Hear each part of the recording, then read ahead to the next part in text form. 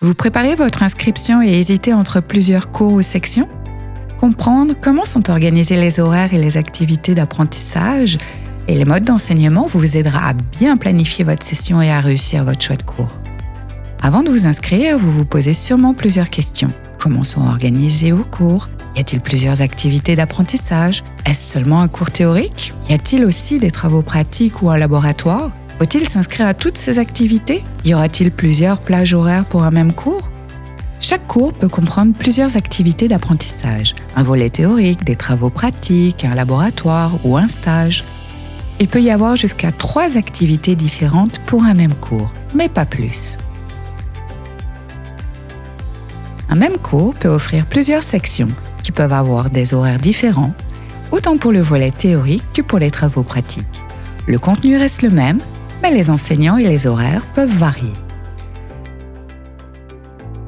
Il n'est pas possible de suivre les travaux pratiques d'une autre section.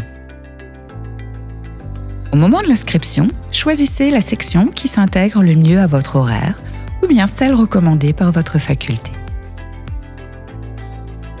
Chaque section regroupe toutes les activités d'apprentissage prévues pour le cours, celles auxquelles vous devez vous inscrire.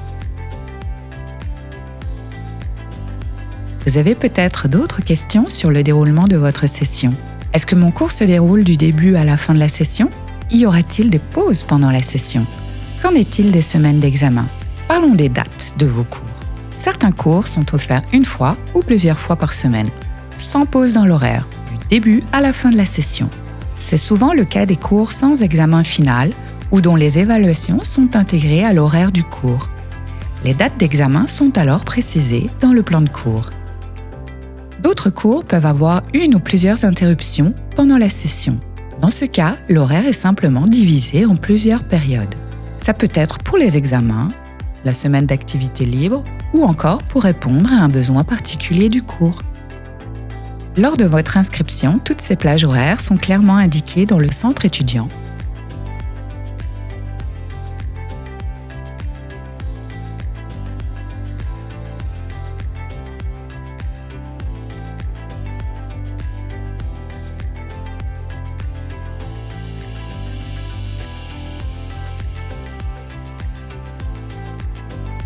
Les jours y apparaissent sous forme abrégée.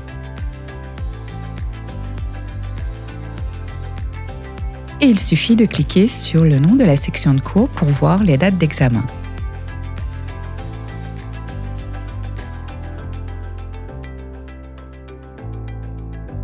D'autres questions peuvent aussi venir en tête à propos de vos cours. Comment mon cours va-t-il se donner? Est-ce que les cours ont lieu à des heures fixes chaque semaine? Ou est-ce que j'ai un peu plus de flexibilité? Est-ce que je dois me déplacer sur le campus? Seulement pour les examens? Pas du tout.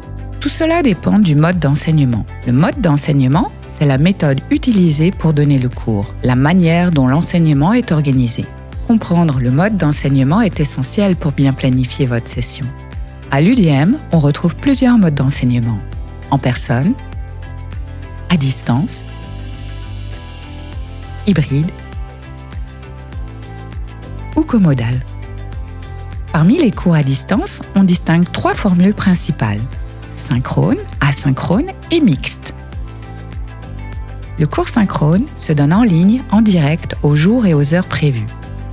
Le cours asynchrone, lui, ne suit pas d'horaire fixe.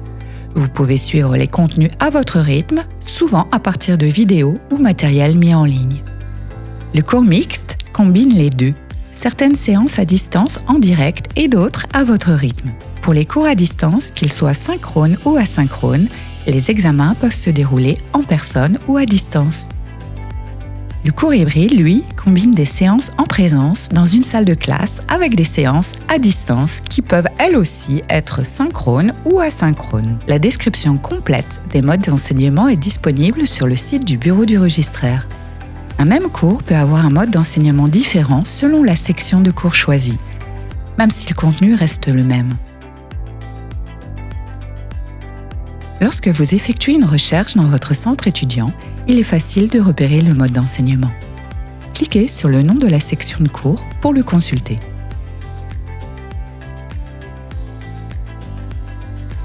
Les modes d'enseignement sont aussi étroitement liés à l'emplacement du cours. Si votre cours se déroule en personne, Vous voudrez sûrement savoir où il a lieu, sur quel campus, dans quel pavillon et dans quelle salle.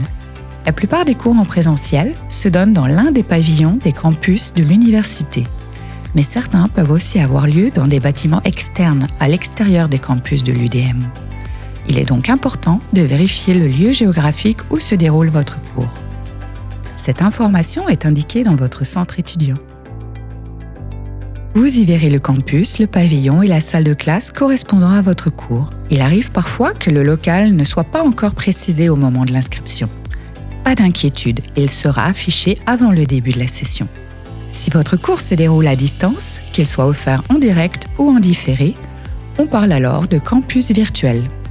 Mais attention, même pour ces cours, les examens peuvent se tenir en personne ou entièrement en ligne. Dans votre centre étudiant, les types de cours à distance sont bien identifiés. Pour un cours synchrone, le campus virtuel et le local en ligne apparaissent avec les jours et les heures de connexion, ainsi que les éventuelles pauses prévues pendant la session.